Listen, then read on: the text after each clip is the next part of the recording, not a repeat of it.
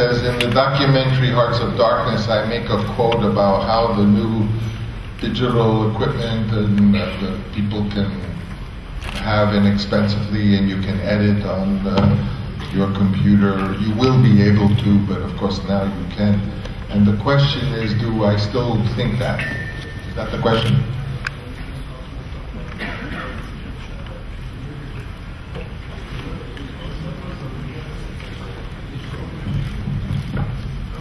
And to talk about my experience working in digital format, maybe something like that. Well, yeah, no, I still feel that the cinema is moving into its electronic or digital era, and that means that equipment, which in my era, for a young filmmaker, was always trying to get equipment, trying to get editing equipment. Now, you no longer have that problem because you can borrow a camera, you can edit on your computer, and certainly the cinema is now in your hands. You can go out and make a movie. I feel those of you who are serious about being filmmakers would be wise to spend a little time.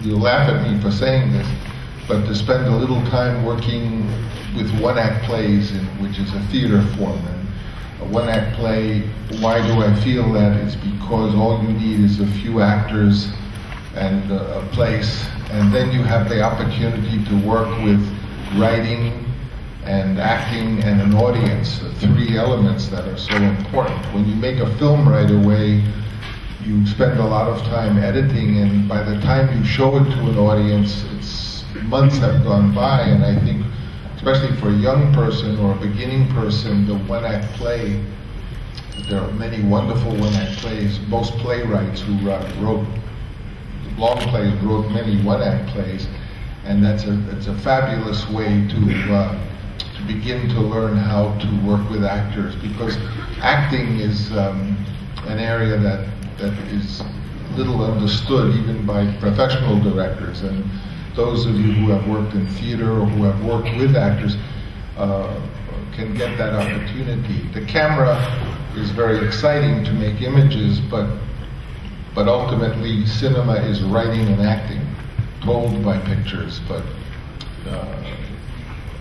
so that would be my recommendation. I'm not sure, you wanted me to talk more about the technology? Well, I mean, this film was shot digitally. It was shot with very excellent lenses. The lens is the most important part of the camera. And whether the camera has film or a digital imager, it's the lens and of course the talent of the cinematographer. So, it's sad to say goodbye to film, because film is so beautiful and has served us for 100 years. But now we are moving into a new era, and the new era brings with it some very exciting possibilities that could only happen in an electronic medium. We have another question? Maybe it's better to get the microphone because the questions are long. I don't know that I can remember. Good night. I know that you get this type of questions all the time, so sorry. But have you done everything you needed to do about The Godfather? I mean, you were writing a fourth script with Mancuso about Michael's sons and Fredo's youth. Do you feel that in some way the story of the Corleone family is incomplete? I never thought there should be more than one Godfather movie. I felt the first Godfather was a dramatic story and had a very a good ending in which it was clear that Michael, in order to save his family, had damned himself. And the only reason the second one was made was because the company wanted to make more money. And I don't feel that every project that's successful should have a second one, part 2, part 3, part 4. I made the second one because I was interested in the two levels of time between the story of a father and a son at the same age. But I really, you know, I would have been thrilled to just do one of them. And you know, I'm not that interested in gangsters, to tell you the truth. They're not nice people at all. And I spent enough time with gangsters, and so I feel quite done with The Godfather. So there's a gentleman over there. I don't know if it's okay. I can ask. Wave to me so I can look at you. It's me. Good, thank you. First of all, thank you so much for all the movies that you make and for all the pictures that we see that you make. Thank you very, very much.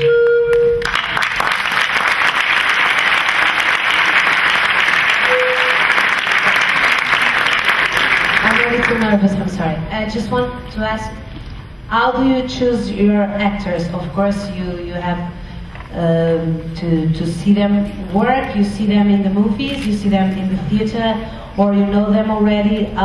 What is the motivation? How do you get them to work with you? Well, in my career, I never was in a position to work with the big stars because they were either too expensive or their managers were too complicated to try to arrange a schedule. I like to, when I make a movie, I like to have a couple of weeks to rehearse before, and usually they want to come and go when they're the big ones, you know, in the shortest amount of time. So I always, even on The Godfather, those were all new actors, Al Pacino and John Casale and Bobby Duvall. But I think, so I always met the actors in person. And I think there's a thing that happens when you meet people, just like when you meet people, the next day, there's someone you can't get out of your head, or you don't know why, but you may have met 20 people and there's one you think of that lingers with you. And usually that's a good indication that they will have the same effect on the audience, that the audience will find something more than just someone playing a role, but something magnetic, you know, the wonderful quality that makes a movie actor become a star. I've tried every kind of casting on earth. I once was funny because when you do casting, usually the way it works is you sit in a table and the actors are scheduled, they're told come at 12 o'clock, usually you leave 15 minutes in between. But because I like people, and the actor wants to stay with you as long as possible because he feels if he stays talking to you long, that you must like them. So they always try to engage you, and after a while, the actors waiting out there are waiting long, and they're getting upset, you know. And I thought, gee, you know, they're out there with their friends, the other actors, and they're drinking coffee and having donuts, and I'm feeling guilty because I'm keeping them waiting. So once I tried to do casting, I said, well, look, let's do this. Instead of me sitting in the room and them coming, why don't we just have a party and invite them all at the same time? And then they would all sit around and we'll all be talking and I'll meet one at a time. So we did that for the conversation. That's the way we did the casting. And it was a disaster because what happened is we were out there meeting all the actors, and the actors would see what's going on, and they said, oh, he's talking to her longer. You know, and I felt like a person who had no friends, and I had to hire these professional friends to come over. So, but basically, the best way to do casting, of course, is to see the work, if there is work out of the theater, and then meet them. And as I said, the ones you think of, even, oh yeah, what about that one? You know, that usually is a good sign. And then you can shoot tests. You can come and do a scene. For this movie, when I met the boy, Alden Ehrenreich, I thought he was a wonderful boy. He was only 17. And I met him, and I thought the way he looked was what I had in mind. And I suggested that he go home and get a copy of the novel, A Catcher in the Rye. And I told him, oh, there's a nice monologue in that. And he came back after a day and read that for me from the book, The Catcher in the Rye. And it was, he really showed something about that monologue I had never seen before. And I was convinced that he he would be good in the part based on his reading of that book. So, you know, a director is always dreaming up new ways to rehearse or to audition, and you try to do things that will allow the people to show themselves at their best. Thank you very much. You're welcome. Good evening. Thank you very much for joining us. I enjoyed very much this film. It's a huge privilege to have you here tonight. My question is regarding what you mentioned in the beginning. You referred to Rumblefish and also to The Godfather, and I had the feeling that you wanted a little bit to detach yourself from the huge success that The Godfather was at the time, and that this film would have a different tone, which I also think it does have a different tone. But my question is, all these three films, and I believe in the end they are all about family and rivalry and admiration in a way. And my question is, to make all these three films, all of them great films in their own tone, is it fundamental to have personal inspiration and experience that comes from there, and that makes them, all of them, so insightful? Well, you know, I believe that every one of you is clearly a unique human being, individual. There's no one else like each of you. The story of your becoming born and growing and everything, each one is a fantastic story. So if you're going to make films, and you make films that have a personal content in it, that you're deliberately trying to make films that you can use your personal story to make, then those films are going to be totally unique and individual because you are.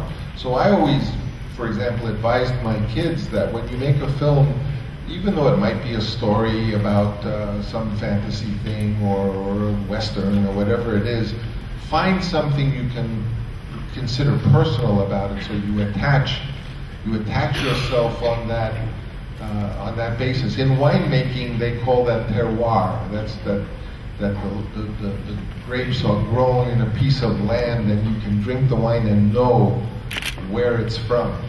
And I believe my daughter's films, that if you see one of her films, even if you were to see 3 minutes of it without knowing what it was, you'll know it's her film. And I try myself to personalize everything, you know. There was even a time when I had to make, I was really in debt because I had financed the film and it was not successful, and it took me 10 years to pay the debt back. And so I had to do in fact I had to do any film I could get. But each time I did one of those films, I tried to fall in love with something about it. It's a little bit like being, a terrible thing to say, but it's a little bit like when you're in that situation being a prostitute, you know. But even as such, you know, you try to fall in love, oh, he has nice hair, or he's sweet, or he has a nice smile, or he's kind, or he's got a good sense of humor. You find something that you can love, because you can't make film without loving it, and to love it, it has to be personal. It has to touch you personally, and so you have to sometimes search for it. Well, I made a film once called Peggy Sue Got Married. This was the period when I needed to make a film every year to pay the debt, and I didn't understand anything about the script that I could like. You know, and then one day I saw I thought of something, and I ran a film based on Thornton Wilder's play called Our Town. Maybe you've heard of that play, I don't know. But that play had something about it that reminded me of Peggy Sue Got Married, and I said, now I see, I understand how to do it. So sometimes you really, you know, you have to find something, and then it becomes personal to you. But I don't think you can make a film. I couldn't make a film if I didn't, in some way, love it. You know? Yes.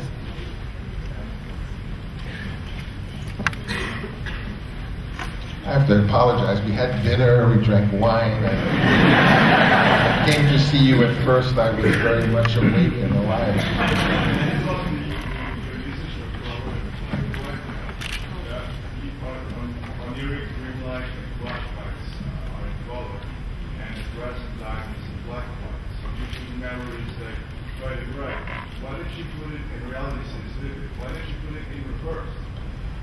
Well, I didn't know there were any rules about that. I wanted to make the film in black and white. I think black and white is very beautiful. And, you know, black and white is not just the absence of color. Black and white is a whole art form of its own, because the lighting has to make these different shades of gray have sex. So it's very beautiful.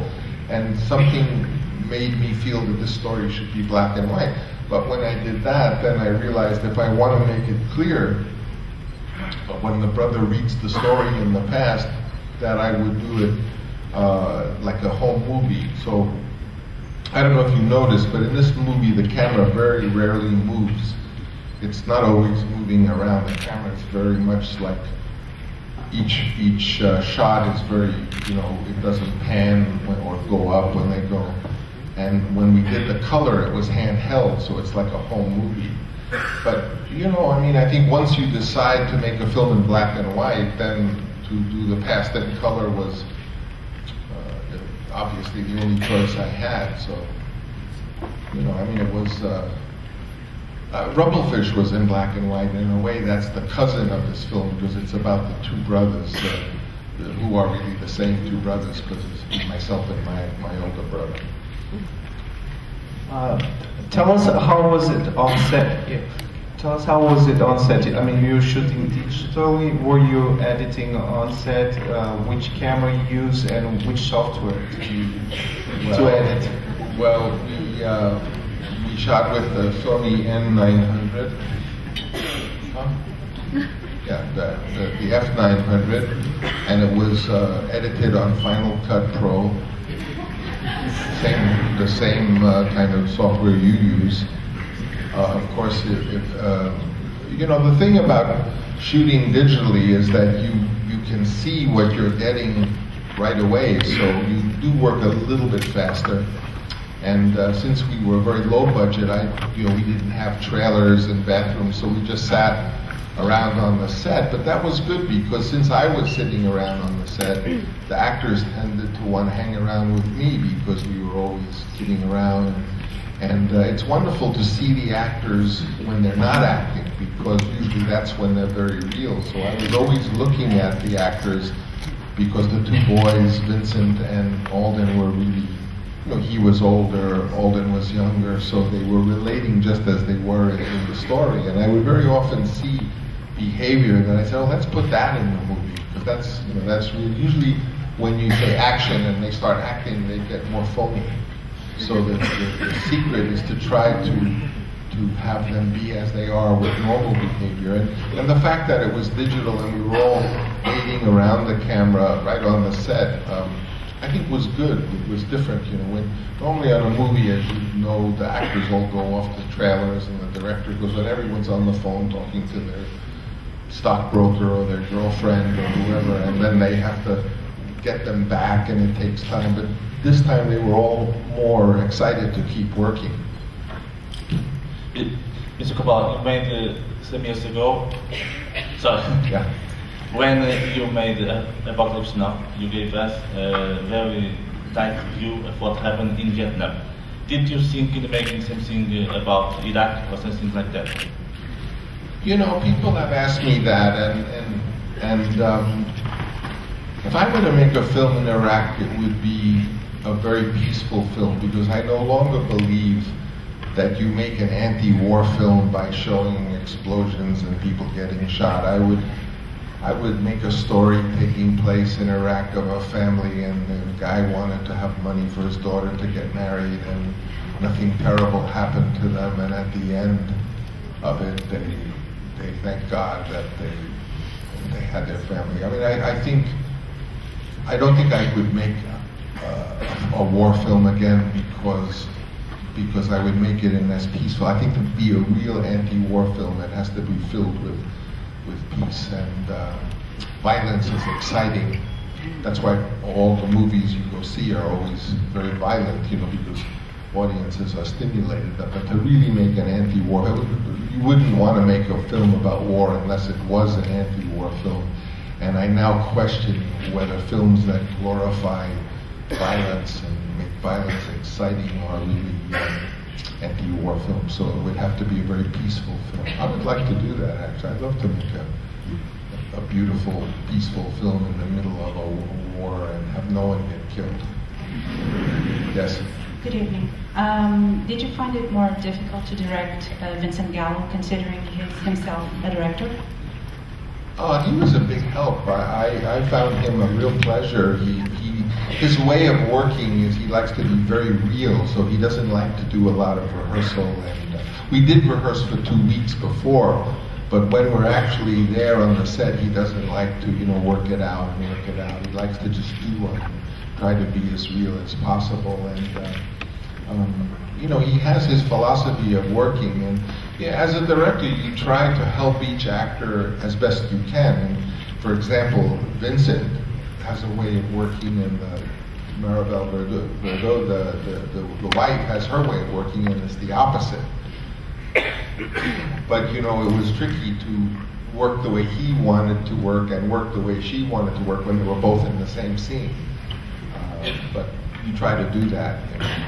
But actors become very good directors. If you look at all the jobs on a film, writers and editors and photographers, usually it's the actors who the success rate for actors directing, I think, is higher than any other of the professions. And it must be because they understand acting, and acting and how you apply acting to a script, to text is.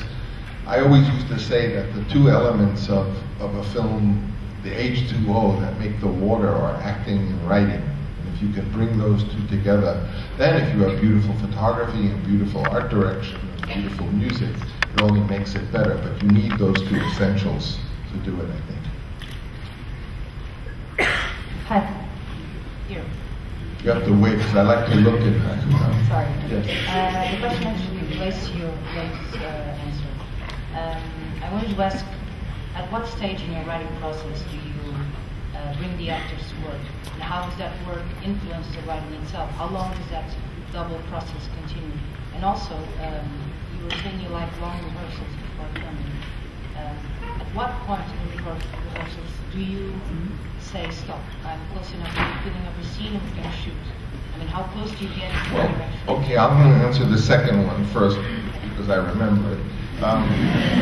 What I do is I usually have 2 weeks before we start shooting, and I have 2 weeks just in a big empty room, and the first day we read the script maybe twice, once straight through and then once stopping and encouraging everyone to ask questions or criticize.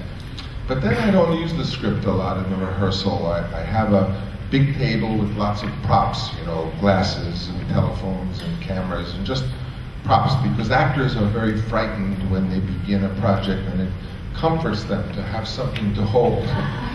So they go right away to the table and they take a cane, or they take a camera, or they just take a gun, anything that they can hold on to, so that they don't have to be, because an actor works with his whole soul and body and is very exposed. I mean, it's one thing to make beautiful music with a violin, but an actor's violin is himself. So I'd like to encourage them to use props. And then we do lots of improvisations or theater games, ways just for them to come to know each other as the characters. We did a very interesting improvisation in this film. It was long improvisation. It was about 4 hours. And what I did is I told all of them that we were going to have a masquerade party.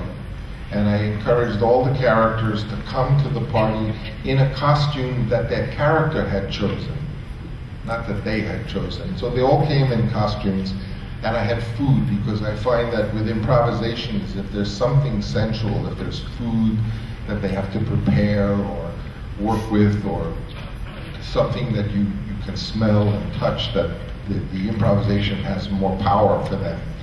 And then for 4 hours, they just interacted in character. Some of them, we didn't know who they were, because they were in a costume. Vincent came in a costume where you couldn't see his face, and he was this weird guy. He came as a woman, yeah. So those kinds of long improvisations are very helpful. On The Godfather, which is the first time I learned this, I just had a dinner at the first day, And it was a dinner, Marlon sat at the head of the table like the father, and to his right was Al Pacino, and to his left was Jimmy Caan, and all the other characters, Bobby Duvall, and my sister Talia was the daughter bringing the food. And they just started to relate like a family from this I have this theory that if there's a food or something that you really do, it works better. And they were the characters after that dinner, you know. And so what happens is after these 2 weeks of games, there's something called theater games. Some of you may have heard of them. They're basically concentration exercise. Actors have to concentrate. They have to be attentive and, you know, be sure they hear what the other person is saying, not just say the line because they know the line is coming. And so you play these games, and in some relationships, say there's a married couple in the story, older married couple, I'll do improvisations where when they were young, how they met, or how they almost got divorced, or how she told him she was pregnant. Because real people have lots of memories between them that actors don't have, because they just have met each other, or they don't have a history. So you give them a kind of artificial history, and all the time you're working over these two weeks, and it never gets to be where you say, oh, they've done it enough. I like to take the full 2 weeks, because little by little, one by one, the characters sort of, the actors turn into the characters, and they are the characters, so that if you say, okay, go across the street and buy a hot dog, they go and buy the hot dog as though they were the person. And then I learned on Tetro that it's not that they slowly turn into the characters slowly turn into them. And they are the real living flesh human being. The actor is the living human being, but the character sort of makes their way into them, and that's what gives it life. And that's what happens in the rehearsal process. When we're actually shooting, of course, then we have to rehearse the actual scene. Are you sitting, are you standing, do you walk here and there? But the work of them becoming that, the character, has already been done in that early period. Yes, yeah. Good night, Mr. Coppolla. I'm a great admirer of your work on filmmaker and winemaker. And I also have a Portuguese wine for you here. That's good. Can I pass it through, please?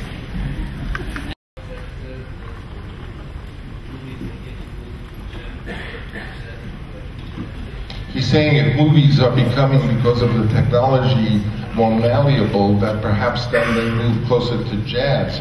And in a way, you're right. I mean, if you have a group of people there to see a movie, and you know, it's like a jazz. Dave Brubeck may start with, you know, da da da da da da da da da da da da. Well, that's the script. But then what happens between the people and the other artists and the audience becomes somewhat improvised.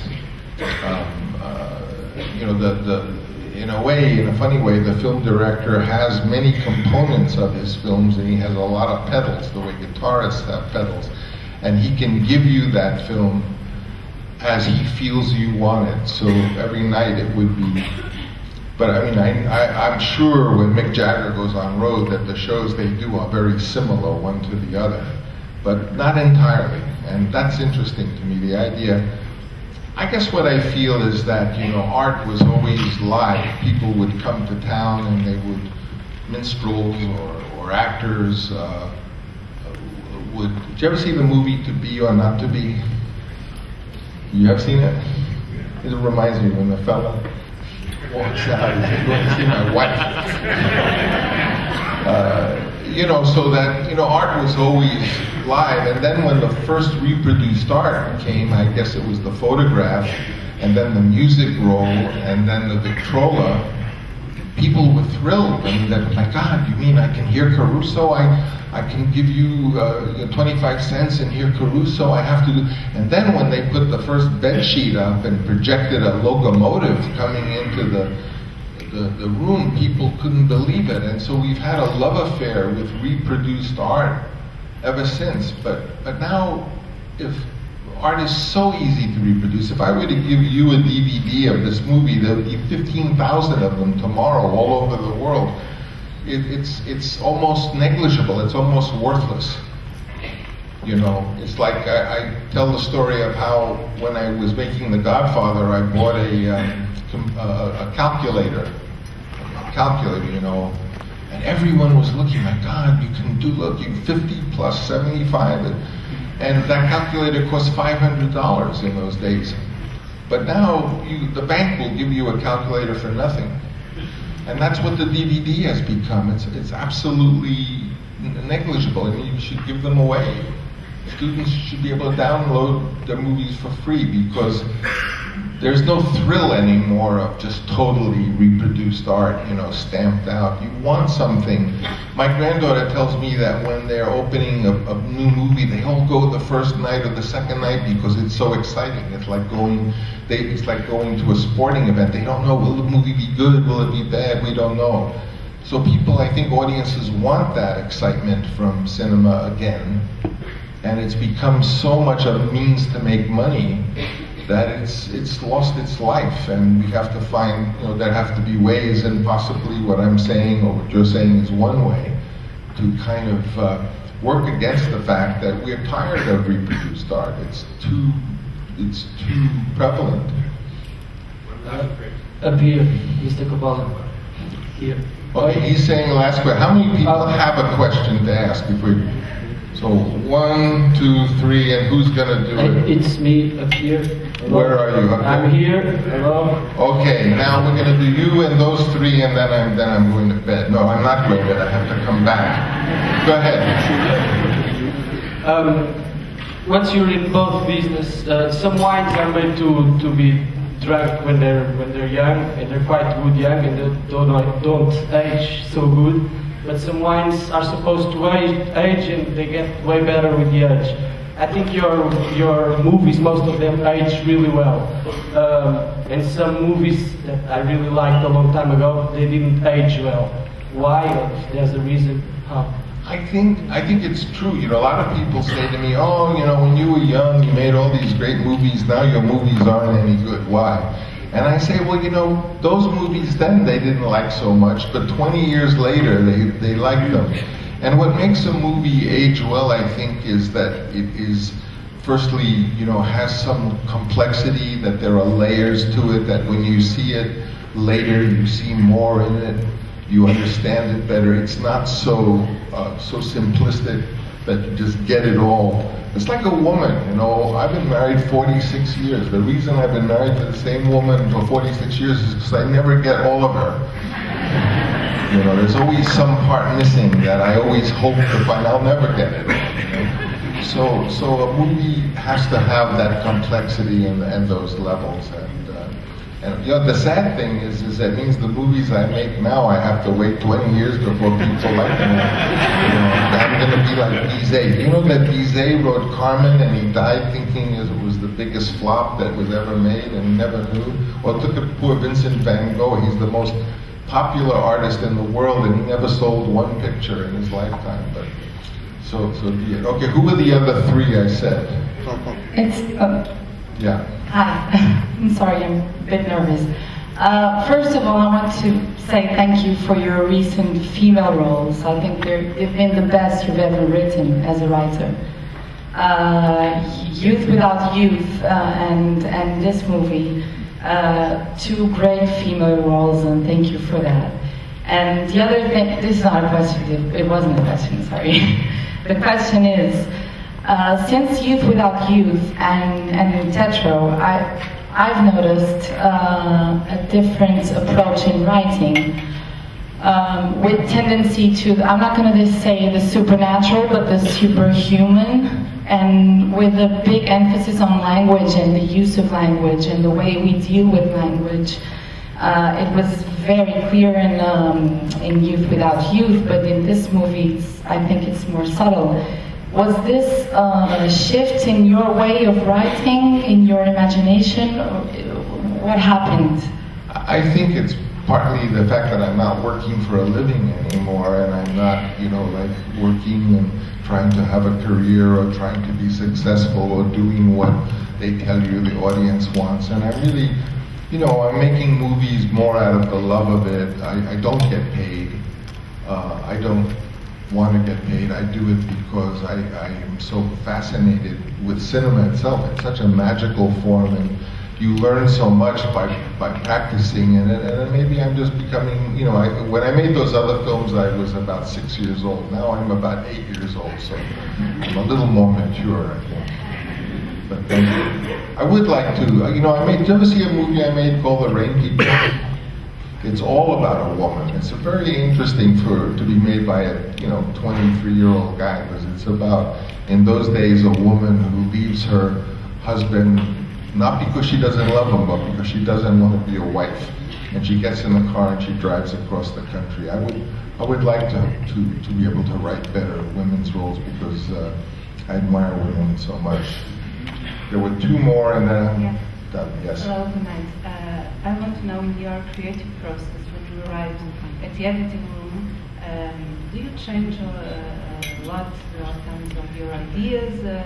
How is it to work with the same editor for so long as you have worked, and how is your creative process? I do a lot of, when I write quickly, but I do a lot of drafts. Anahid knows because she helps me turn these out. And what did you say? You said I did how many drafts on average? Depends on the film. Tetro had very few drafts, I would say 5 or 6. But there have been films that have 50 or 60. So it depends a lot on the subject. You know, I have my best ability is I have a good imagination. I get more ideas. That's also my big failure, because my films are too much usually.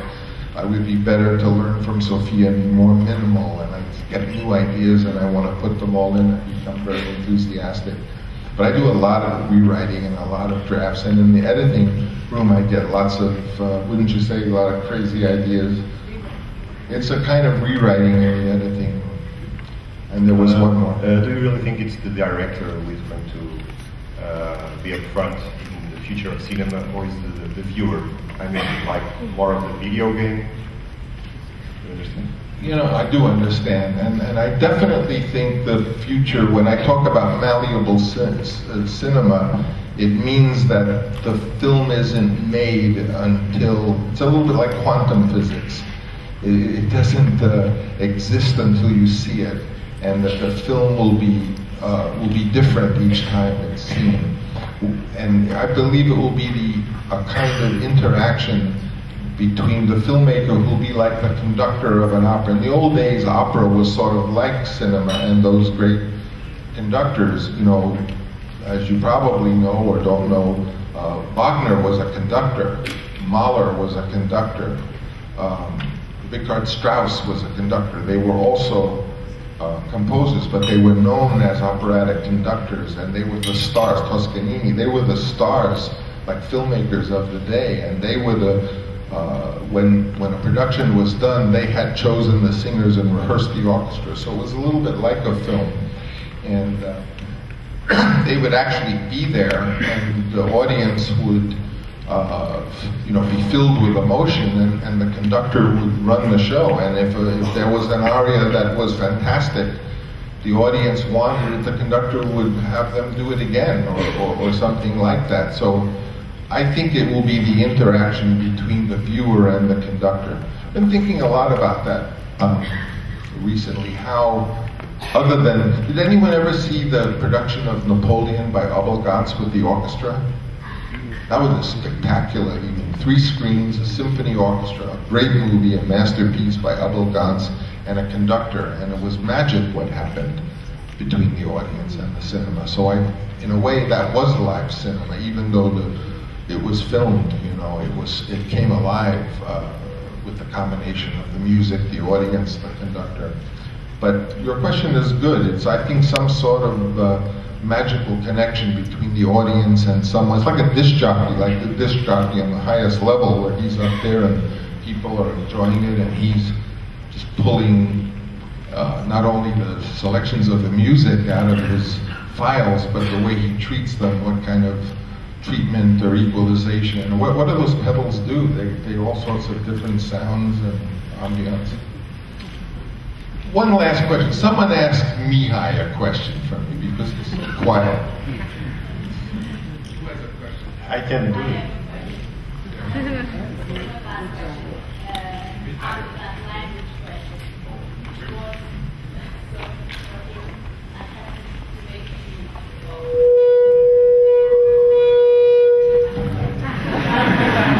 Someone think of a question for me. Go ahead.